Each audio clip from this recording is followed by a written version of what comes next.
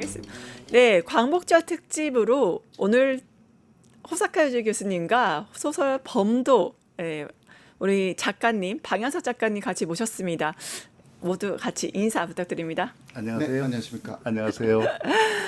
오늘 저희가 광복절 특집을 모셨는데 몸이 좀 안 좋으신데 괜찮으세요? 아, 괜찮습니다. 네, 이제. 아우 이렇게 네. 아픈 몸을 이끌고 이제 나와주셔서 너무 감사하고. 괜찮습니다. 네네네. 교수님 너무 인기가 많으시잖아요. 네, 아닙니다. 네, 이렇게 모실 수 있어서 영광입니다. 아, 네, 먼저 감사합니다. 저희가 준비한 영상 같이 보시고 이야기 나눠보도록 하겠습니다. 윤석열 정부는 친일 정부라고 보세요? 예, 저는 그렇게 보고 있습니다. 손변준하고 이르진의 관계, 그런 비슷한 조직이 지금 있는 거 아닌가. 그렇게 위심될 정도로 네. 친일 정부다. 이종찬 광복회장이 밀정이라는 얘기를 했는데 네. 그럼 그게 실체가 있을 가능성이 꽤 있다라는 말씀이세요? 예, 물론 확인되지는 않았지만 그런 것은 충분히 있을 것이고 제 정보에 의하면 중간적인 역할을 하고 있는 사람도 있다. 예, 두 분께 질문 드리고 싶어요. 윤석열 정부의 한일 관계를 한마디로 정의한다면 먼저 작가님부터. 뭐 속국형 외교를 하고 있다. 아, 속국형 외교. 네, 뭐 속국형 외교도 이제 여러 종류가 네. 있는데 이제 비겁한 외교, 아, 비겁한 외교. 카워들리 디플로머시라고 네. 하는데 이 속국형 외교의 유형도 단계도 여러 개 있는데 네. 그 약한 정도가 이제 무릎이 약한 외교, 네. 여기 사는 건 이제 무릎이 약한 외교가 있는데 윤석열 정부는 무릎이 약한 정도가 아니라 네. 허리가 없는 외교를 아, 했다. 그러니까 무릎을 꿇은 것뿐만이 아니라 아예 허리조차 없다 허리가 이렇게 없다. 보시는군요. 네. 네. 네, 호사카 유지 교수님. 예, 뭐 한마디라고 하시니까. 아, 예. 네. 뭐 더 길게 하셔도 됩니다. 아, 네. 뭐 신민지형 외교. 네. 식민지형 외교요? 네, 그러니까 아. 속국형 외교. 예, 속국형이라고 두 분이 하셨는데 네. 찌찌뽕 예. 하셨습니다. 비슷하다고 생각합니다. 말씀하신 거하고 네. 완전히 주체성이라는 것을 알아볼 수가 없고 일본이 말하는 대로 또 미국이 말하는 대로 네. 따라가는 그거는 적극형 또 혹은 식민지형 식민지형. 네, 그렇게 표현할 수밖에 없는 부분들이 많이 있었고 네. 그리고 일본의 주장을 대폭적으로 수용했고요. 네. 한국 쪽에 전체성이 있는 주장을 버렸다라는 내용이죠. 네. 그야말로 식민지형이다라는 거죠. 결국에 윤석열 정부 때는 제2의 식민지였다라고 우리가 정의를 좀 할 수 있을 것 같은데요. 네. 일본이 먼저 한국을 어떻게 보는지 우리가 먼저 봐야 어떻게 식민지가 되는지도 볼 수 있을 것 같아요. 요미우리 기획기사 제가 굉장히 인상이 깊어서 좀 봤습니다. 같이 화면 좀 보실까요? 네, 그거는 전쟁의 전말 전후 79년 요미우리 기획기사인데 아직 8월 15일 안 됐으니까. 네, 일본의 지난 전쟁을 좀 반성하다는 취지에서 요미우리가 낸 겁니다. 근데 이게 6면의 그래픽이 나와 있고요. 파란 선이 보시면 러일 전쟁, 러시아로 퍼져 있죠. 러일 전쟁으로 획득한 영토, 사할린 북위 50도선 이하를 표시하고요. 남만주, 관동 이게 표시가 되어 있죠. 네. 만주 사변으로 확대한 이제 일본의 영토가 또 표시되어 있고, 그다음 중일 전쟁으로 침략한 지역들이 화살표로 이렇게 표시가 되어 있습니다. 보시면요, 특이점이 있어요. 한반도가 그 어떤 색깔과 무엇도 없이 공백으로 되어 있습니다. 그리고 일본이란 국명이 혼슈 위에 놓여 있고요. 바로 일본에게 한반도는 무엇이었나 우리가 묻지 않을 수가 없는데요. 두 분 좀 말씀 부탁드립니다. 왜 우리는 아무런 정체성 색깔도 없이 그냥 한반도가 공백으로, 이게 일본의 과거 침략을 좀 반성하자는 취지의 기사거든요. 우리는 왜 아무 정의도 없는 걸까요? 도대체 취지가 뭘까? 네, 교수님부터. 아, 예. 먼저 일본의 근대화가 돼가지고 일본이 메이지 시대로 들어가가지고 일본의 기본적인 외교 방향은 그때까지 중국의 영향하에 있었던 한반도를 일본 영향하에 바꿔놓겠다였거든요. 그 시작이 바로 강화도 조약이었고 그 다음에 청일 전쟁, 네. 로일 전쟁으로 한반도를 장악하기 시작합니다. 네. 그렇게 하여서 한반도를 발판으로 해야만이 일본의 미래가 있다. 네. 이게 단지 미국으로 보고 돌아온 그 당시에 일본 지도자들이 미국만큼의 용도를 가져야만이 미래 일본에 희망이 있다. 이런 식으로 주장하면서 그것은 중국이다라는 거죠. 사실상 중국으로 얻어야 된다. 그러기 위해서는 그 한반도가 일본의 생명선이다. 또 한반도를 그 이렇게 되면 또 러시아도 남하하고 또 중국이 또 한반도를 완전히 또 장악을 해 버리면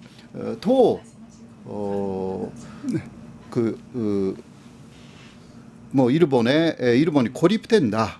그러니까 한반도는 일본의 생명선이기 때문에 항상 장악하고 있어야만이 일본을 방어할 수도 있고. 생명선인데 왜 저렇게 공백으로 표시한 거예요? 그러니까, 그거는 뭐 어떻게? 근데 아마 이제 그 속국형 외교의 결과라고 보여집니다. 속국형 외교의 특징은 요구하기 전에 알아서 해주는 이게 이제 속국형 외교고 우리 한국을 보는 태도. 이게 무시해도 되는. 그러니까 중국이나 러시아가 지금 일본에 대한 태도는 절대 이렇지 않거든요. 중국 우선 국민적 합의들이 그렇게 돼 있지 않아요. 중국 지금도 가보면 2년에 한 번씩 대규모 대작들이 나옵니다. 항일 전쟁을 다룬 반드시 2년에 한 편씩 나옵니다. 드라마, 영화 그럼 전 국민이 봅니다. 네, 중국에서 말씀하시는 그렇죠. 거죠. 그리고 7.3 부대 명백하게 일본의 범죄 기록들을 그렇죠. 제정 기념관 해놨거든요. 거기 가면 하루에 1만 명씩이 봅니다. 중국 국민. 그런 속에서 중국이 가진 힘을 일본은 무시하지 못하고 있고 당연히 러시아 못하고 있는데 우리는 알아서 지금 계속 빵 셔터를 해주니까 고려의 대상이 아닌 거죠 지금. 그 저는 놀랐던 게 어떤 영상에서 그 일본 분이 한국 분에게 질문을 해요. 그래서 일본의 그 한국에서는 그 교과서로 과거의 식민지 역사 가르치지 않냐? 그게 반일 교육 아니냐? 이렇게 말하더라고요. 이게 일반 일본인들의 그런 정서. 한국에서는 교육하는 게 식민 지배 역사를 교육하는 게 반일 정서를 가르치는 거다. 이렇게 인식을 하나요? 네, 그거는 그 아베 신조가 8년 정도 집권한 이후에 그러한 그 인식이 사실상 일부러 확산이 된 거죠. 혐한 천소가 만들어져 가지고 그러니까 한국 사람들은 쓸데없이 반일이다. 쓸데없이 반일이다. 모든 것이 그냥 그 일본에 반하는 그러한 내용으로 역사도 이야기를 하고 그것을 그 토대로 해가지고 일본에 대해서 반대하고 있어야만이 뭔가 한국의 전체성을 그 말할 수가 있는 그런 나라다라는 것이 아베 신조 때에 많이 만들어집니다. 그렇게 하여서 오히려 일본이 그 과거를 반성하고 가야 되는 그러한 부분들이 굉장히 퇴색이 된 거죠. 그러한 것이 좀 있고요. 그리고 일본의 그 외교적인 반침은 그 외교 천서라든가 그런 데 많이 나오지 않습니까? 국가 안보 전략이라는 책자도 있고요. 거기에 나와 있는 것은 이렇게 나와 있어요.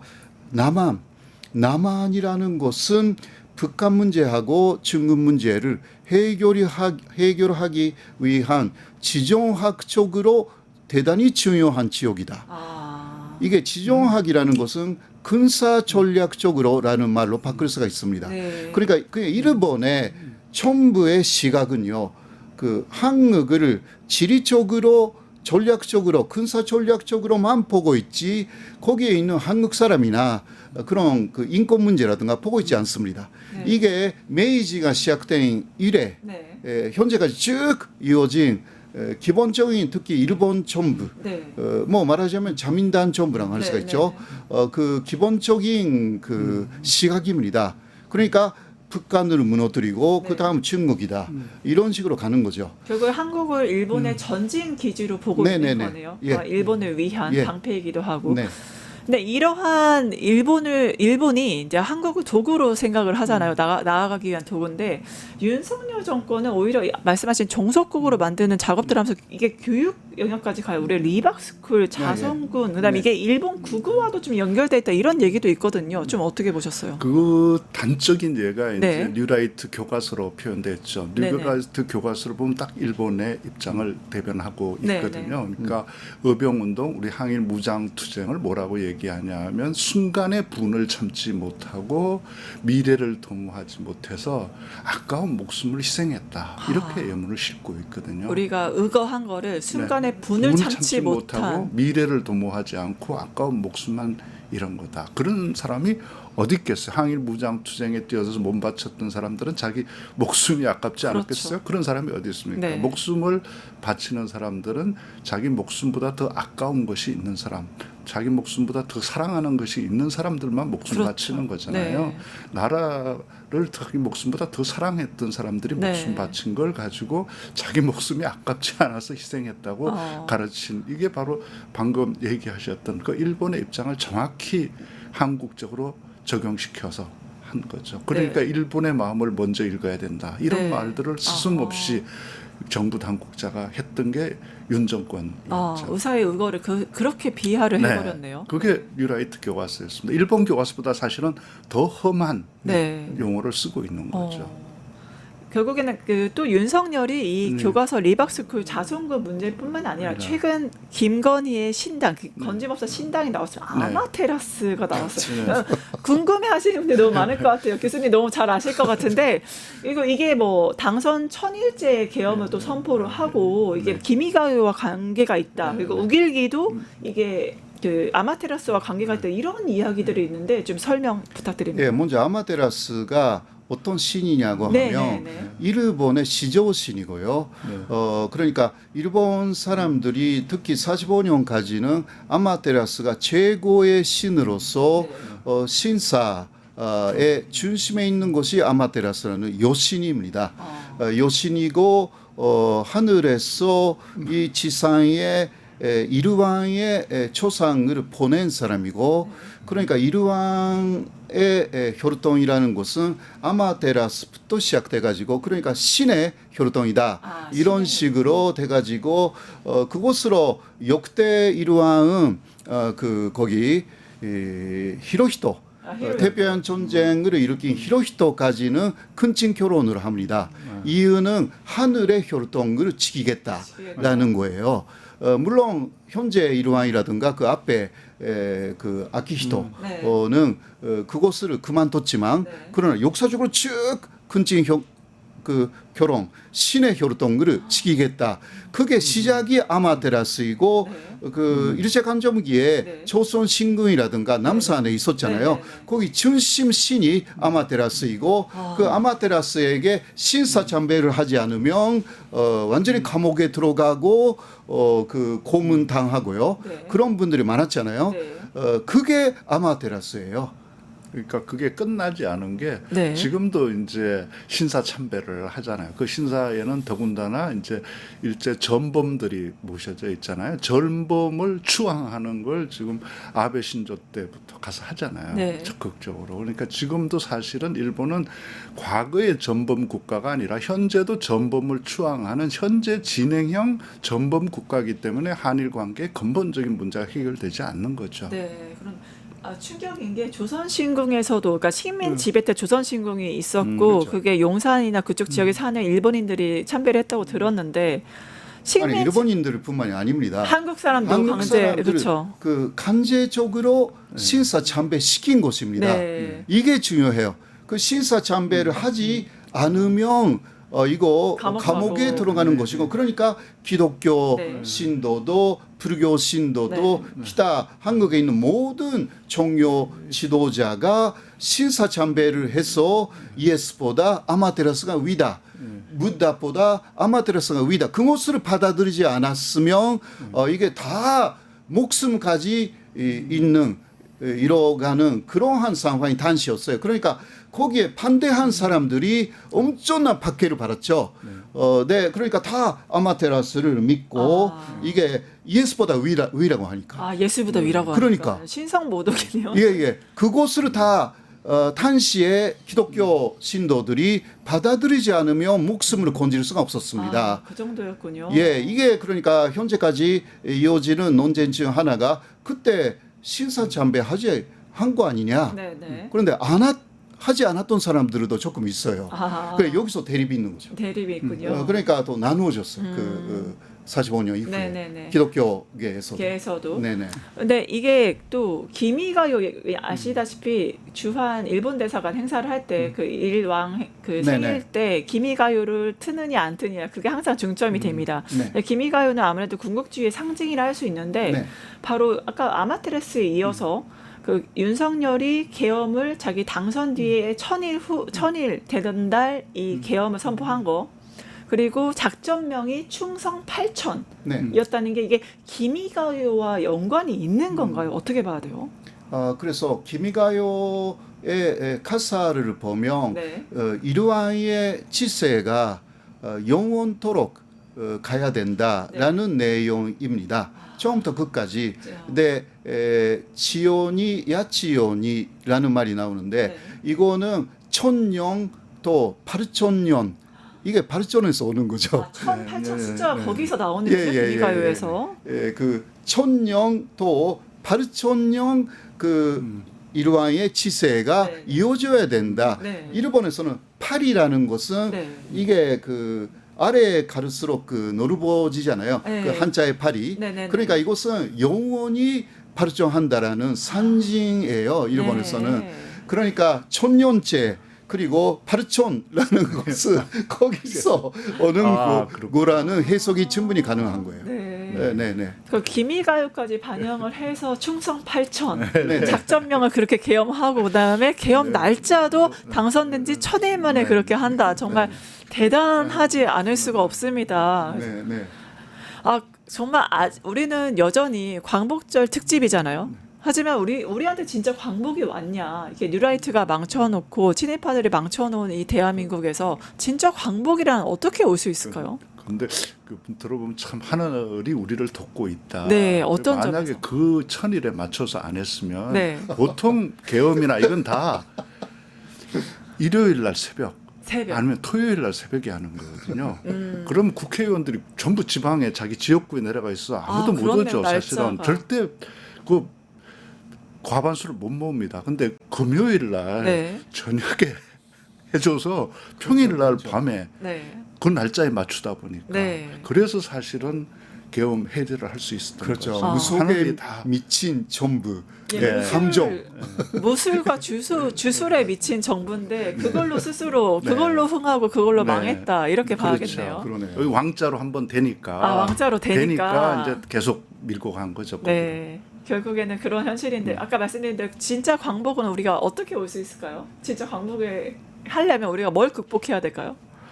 이미 우리는 극복하고 있다고 봅니다. 이미 극복하고 우리 있다? 국민들은 이미 일본을 넘어섰어요. 네네. 우리 젊은이나 우리 국민들 속에 우리가 일본보다 못하다 이렇게 생각하는 사람 지금 없습니다. 네. 그런데 여전히 소수의 아직도 식민지 종속국이라는 생각을 하고 네. 힘센자들한테는 무릎을 꿇어야 된다. 네. 척추를 없애야 된다고 생각하는 소수의 사람들. 네. 그 믿음을 가지고 있는 지지 기반을 확신했던 사람이 윤석열 정권이었죠. 네네.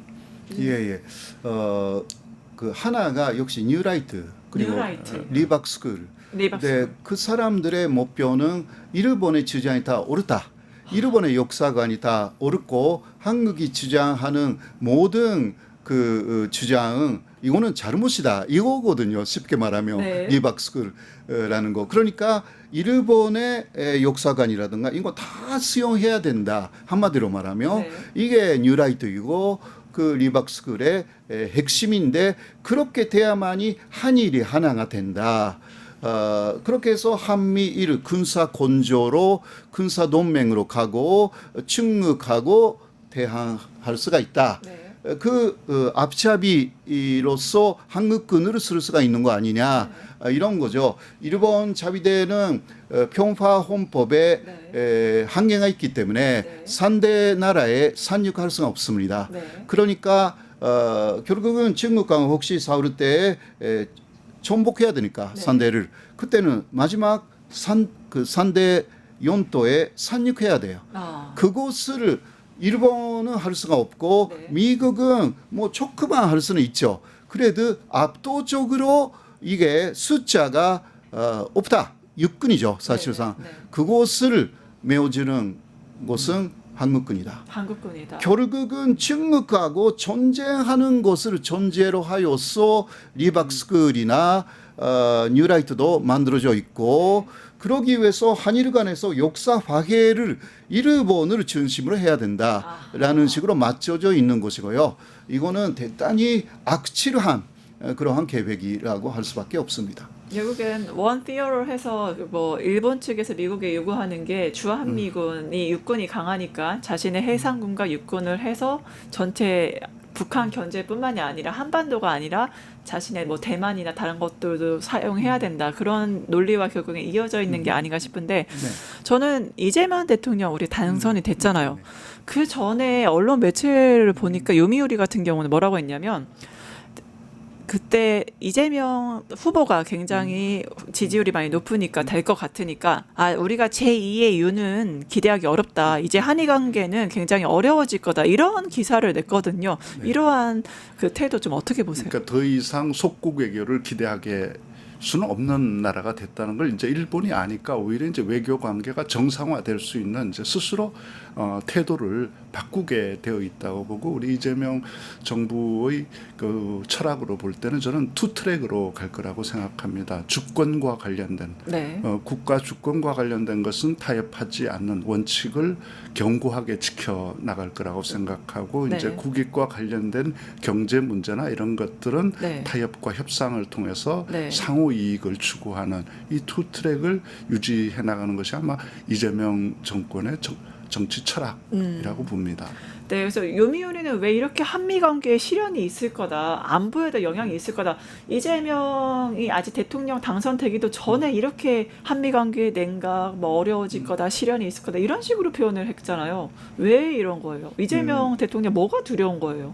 요미우리는 항상 그런 식으로 있지도 않는 것을 먼저 내보내 가지고 유도하는 그러한 포르시 아주 강합니다. 그러니까 이재명 대통령이 되면 상당히 경계해야 되고 일본의 역할이 더 중요해진다라는 것을 그냥 말하기 위한 것인데 그리고 또 이재명 대통령에 대한 특히 후보 시절에 일본에 대한 상당히 그 강경 발언이 있었기 때문에 그 이전에 그것을 틀어서 그 일본에 대한 또 강경 차세로 돌아설 우려가 있다. 이런 식으로 계속 다른 신문도 마찬가지였어요, 사실. 그러나 조금 기조가 바뀌어가지고 이재명 대통령은 실ion주의자다. 운동권도 아니었기 때문에 이념형이 아니다라는 식으로 현재 일본은 좀 많이 바뀌었습니다. 기조가 좀 바뀌었군요. 예, 많이 바뀌었습니다. 그리고 과거에 일본에 대한 강경 발언은 오히려 군내용이었을 것이다. 군내의 지지를 얻기 위한 그러한 방법으로 뭐 신념이라기보다 그러한 지지 기반을 위한 발언이었을 것이다. 또 나름대로 그런 식으로 또 그러니까 조금 희망적으로 생각해야 되는 언론들이 많아지고 있는 거죠. 그게 지금 바뀌고 있군요. 아무래도 이재명의 면모를 본 게 아닌가 싶은데 방현숙 작가님은 특히 소설 범도 그리고 이재명 평전을 좀 집필하셨잖아요. 그래서 저희가 먼저 준비한 영상이 있어서 같이 보시고 가시겠습니다. 또 하나 비밀을 제가 이 자리에서 폭로하겠습니다. 여러분들은 이재명 후보를 굉장히 똑똑한 사람으로 생각하는데 사실 아닙니다. 허당입니다. 이재명 후보 14살 때 다니던 공장에 약장수들이 옵니다. 옛날 약장수들 나이 드신 분 알 거예요. 원숭이 데리고 와서 격파하고 이렇게 해서 만병통치약이라고 파는 약. 그 약장사 약 파는 이야기를 듣고 이재명 후보는 한 달치 월급 가불해서 그 약 샀습니다. 왜? 그 이야기 들으니까 모두 다 자기 어머니한테 맞는 약이에요. 어머니가 그거 먹으면 아프고 힘든 거 다 낫고 건강하고 쌩쌩해질 것 같으니까. 더구나 약장수가 날마다 오는 게 아니야. 오늘이 마지막이야. 이러니까 얼른 그 약 안 사면 평생 후회할 것 같아서 14살 소년공 월급 가불해서 어머니 약 샀던 그런 허당이 이재명이었습니다. 이런 허당 괜찮지 않습니까? 네, 인간 이재명에 대한 두 분의 평가 굉장히 궁금합니다. 작가님부터. 이재명 후보 시절에 이제 인간적인 면모들을 이야기할 기회가 많았었는데 이제 네. 이재명 대통령의 특징은 그러니까 기회를 위기로 만든 사람, 기회를 위기로. 만드는 네. 사람. 그래서 그 위기 때마다 자기 인생을 도약시킨 사람. 네. 그러니까 이재명 대통령 지금도 보면 왼팔 이렇게 자세히 보면 이렇게 이렇게 있잖아요. 약간 네, 터미네이터처럼. 네, 그렇죠. 그게 이제 공장 다니다가 이 프레스에 손목이 찧어서 이렇게 팔이 그렇게 됐단 말이에요. 네. 그때 이제 최대 위기가 오죠. 소년공으로 이제 공장에서 일해서 살아야 되는데 이제 더 이상 노동자로 살 수가 없게 되는 없다. 최악의 위기에 처했는데 오히려 자 그럼 나는 어떻게 살아야 되나 공부하는 길뿐이 없다. 공부를 하자.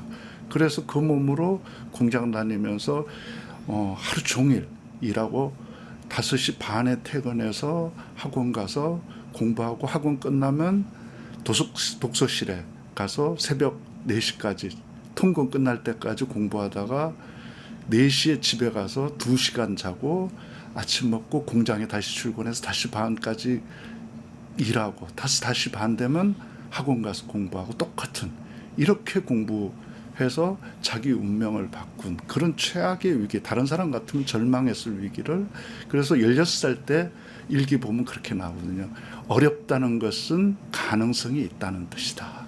그러니까 보통 사람들 같으면 어렵다는 것은 안 된다는 것이다. 네. 라고 생각했는데 이 사람에게는 어렵다는 건 오히려 가능성이 아직 남아 있으니까 네. 어렵다는 거다.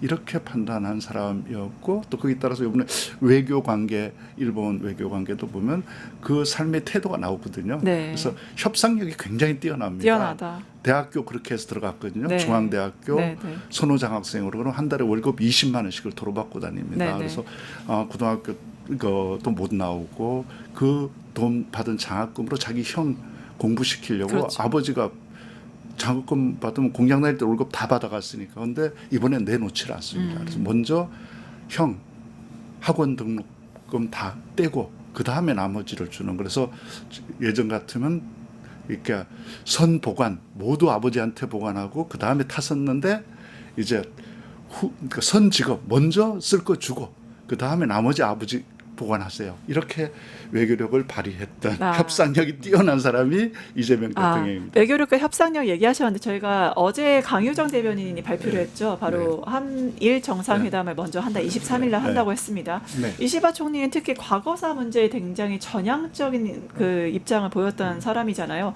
23일 날 오는 한일 정상회담 좀 어떻게 될 것 같아요? 예, 아무래도 이시바 총리는 아베하고는 상대 대립 관계에 네. 있었고 한국을 비롯하여 과거 전쟁의 피해라든가 식민지 지배의 피해를 입힌 국가에 대해서는 굉장히 우호적입니다.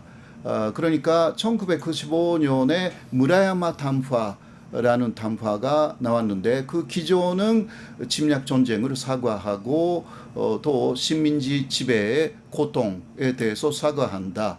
이 기조가 이번에 87년이니까 네. 관복 87년 담화로 사실 내고 싶다라는 생각이었어요. 네. 그거는 자민당의 극우쪽에서 네. 이거 절대 내면 안 된다. 총리 담화 안 된다. 예, 아베 담화로 다 끝난 것이다. 70년 예. 그러니까 사실상 물 밑에서 어떤 협상이 있었는지는 우리가 알 수는 없지만 네. 이재명 대통령하고의 네. 대담 중에서 어느 정도 과거의 이야기가 나올 가능성이 있다. 있다. 예, 그거는 한국에 대해서 대단히 좋은 것이고 네. 또 이시바 총리 자체가 네. 다시 한번 전쟁을 일으키지 않기 위한 네. 담화를 내고 싶다라고 취급하고 있었는데 지금도 말하고 있어요. 네, 네. 네, 그 담화라는 공식적인 내용이 아니더라도 코멘트 형식이라고 해도 내고 싶다라고 하고 있기 때문에 네. 그게 언제가 되는지 지금 일본 전체가 긴장하고 있습니다. 아하. 특히 그렇죠. 극우 쪽에서 긴장하고 그러겠네요. 있어요. 그럼 결국엔 총리 담화는 힘들겠지만 총리의 담화는 낼 수도 있다는 네. 말씀이시죠. 네. 앞으로 좀 어떻게 한일 관계 되어 가는지 지켜보도록 하겠습니다. 오늘 광복절 특집으로 호사카 유지 교수님, 방현석 작가님 함께해 주셨습니다. 감사합니다. 고맙습니다. 감사합니다.